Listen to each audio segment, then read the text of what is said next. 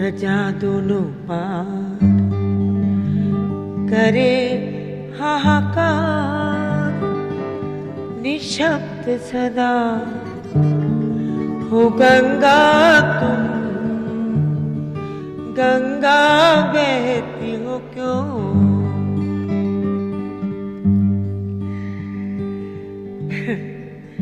दिल तो करता है और गाऊं, लेकिन गा नहीं पा रही। क्या बात है। बहुत अच्छा। देवी और सज्जनों, इस बुलंद आवाज को हम एक जमाने से सुनते आ रहे हैं और इनकी आवाज ही इनका परिचय है।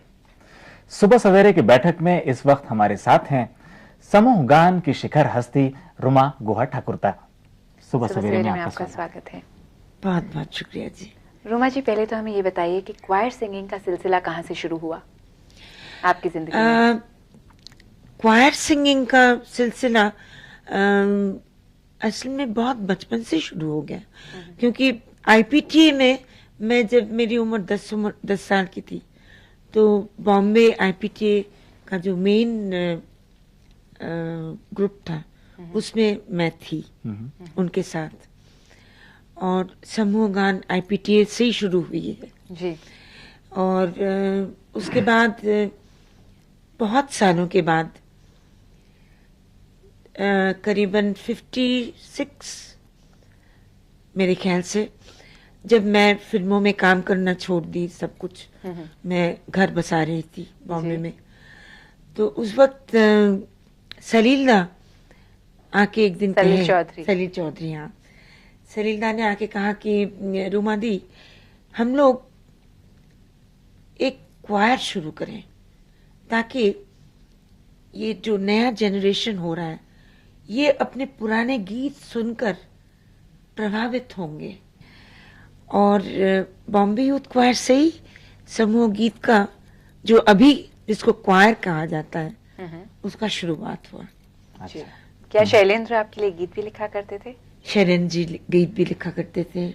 शैलेंद्र जी ने क्वायर के लिए खासकर एक गीत लिखा था, तू जिंदा है तो जिंदगी की जीत में यकीन कर, अगर कहीं थोड़ा गाकर सुनाए। जो इस गीत को सलील दा ने सुर दिया था जी। पर इसको क्वायर के साथ नहीं गाने से अच्छा नहीं लगेगा, मैं फिर भी 2 लाइन सुना देती हूँ।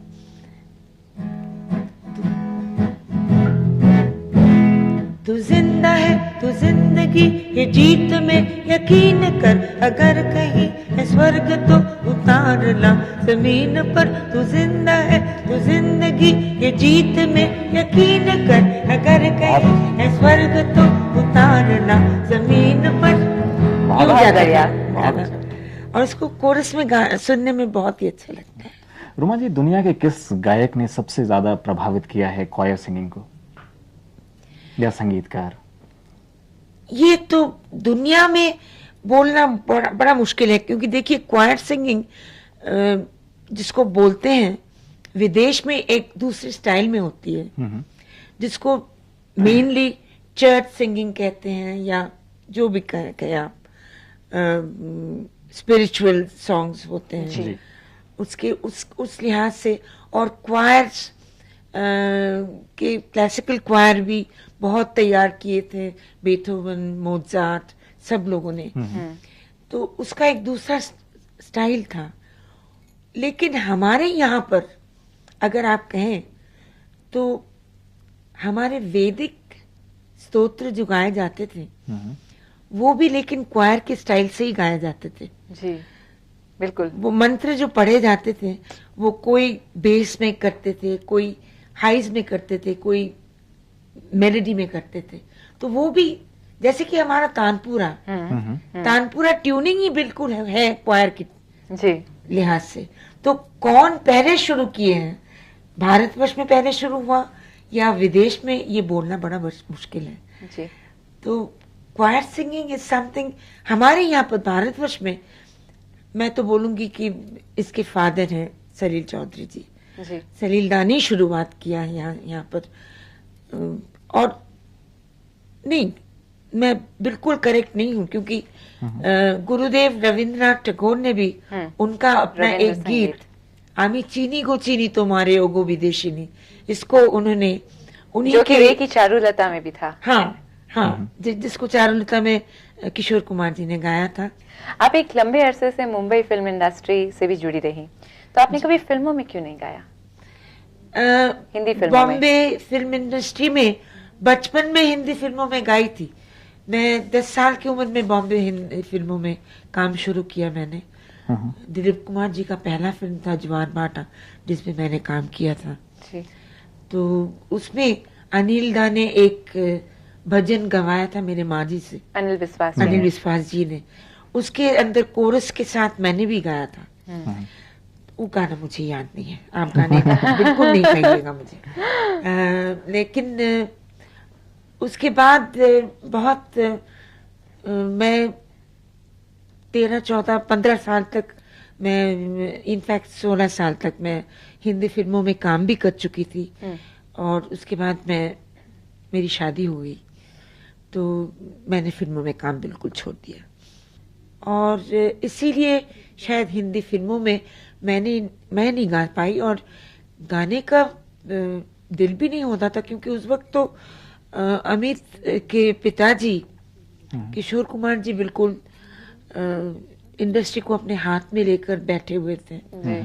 उनके गाने से, उनके अभिनय से, सब कुछ से। तो यहीं पे उनके पास रह के गाना बहुत ही मुश्किल था। क्यों? नहीं, मैं गाना सुनती थी, क्योंकि लोग कहते हैं कि वो उनका ट्रेनिंग नहीं है, लेकिन उनका कान बहुत ही अच्छा था और वो बहुत ही सुना करते थे क्लासिकल गाने। उनके साथ बैठ के हम भी सुनते थे। तो इसी वजह से शायद वही गाया करते थे, मैं नहीं गाई। यहाँ पे एक मैं पर्सनल सवाल आपसे पूछना हाँ, चाहता हूँ। क्या आपको लगता है कि आपके पुत्र अमित कुमार किशोर बाबू की विरासत को संभालने में कामयाब हैं? देखिए, कामयाब है या नहीं ये बोलना बड़ा मुश्किल है।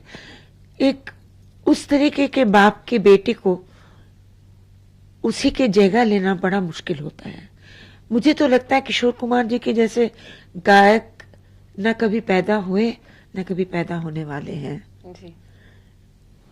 इवन दो अमित मेरा बेटा है, और मैं समझती हूँ कि अभी अमित बहुत ही अच्छा गा रहा है। उसका वॉइस बहुत मेलोडियस हो गया है, वो बहुत मैच्योर्ड हो गया है, और वो भी अभी गाना सीख रहा है, क्लासिकल गाना सीख रहा है। और इतने दिनों के बाद उसके अंदर भी वो भावना आया है कि मुझे भी गाना गाना है, अच्छी तरह से गाना है।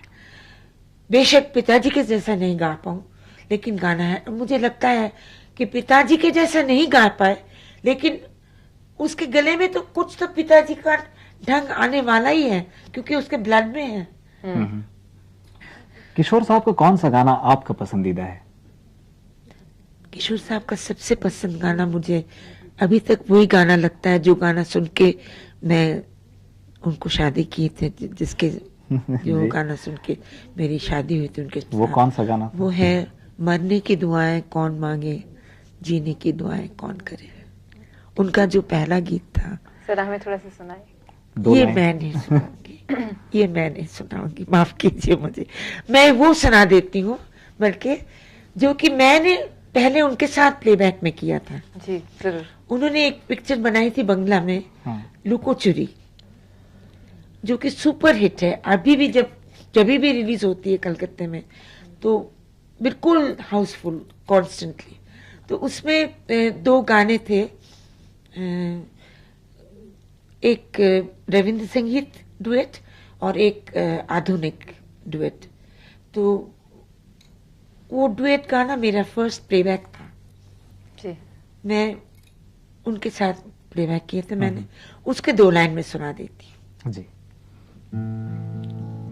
এই তো হেতা কুঞ্জ ছায়া স্বপ্ন মধুর মুহে, এই জীবনে যে কটি দিন পাবো, তোমায় আমায় হেসে খেলে কাটিয়ে যাব দোহে, স্বপ্ন মধুর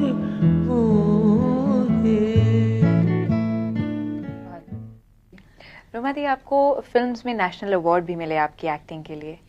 हाँ, मिले हैं नेशनल अवार्ड। ऐसे बहुत फिल्मों में मिले हैं, बंगला फिल्मों में, लेकिन इंटरनेशनल फिल्म फेस्टिवल में हम 5 को एक साथ से बेस्ट एक्ट्रेस अवार्ड दिया गया था, जो कि तपन सिन्हा का एक फिल्म था, निर्जन शोकते। मैं थी, छाया देवी थी, भारती देवी, रेणुका देवी और शर्मिला ठाकुर जी। हम 5 को एक साथ से इंटरनेशनल अवार्ड मिला था। रुमा जी, जब नेल्सन मंडेला भारत के दौरे पर आए थे, हाँ, तो उस समय आपने कुछ उनके लिए कंपोज किया था। हाँ हाँ, तो अंत में वो सुनाएंगे हमें? हाँ, मंडेला जब आए थे तो हमें गवर्नमेंट ऑफ वेस्ट बंगाल ने रिक्वेस्ट किया कि एक गाना तैयार कीजिए आप लोग, जो कि आप गा सकेंगे। तो ऑलमोस्ट ओवरनाइट वो गाना तैयार किया गया। शिवदास बैनर्जी ने गाना लिखा हमारे कैलकटा यूथ क्वायर के लिए, और हिल्लोल मोलनंडो इसको स्वरबद्ध किया। स्वागत मंडेला, स्वागत मंडेला, स्वागत मंडेला, स्वागत मंडेला।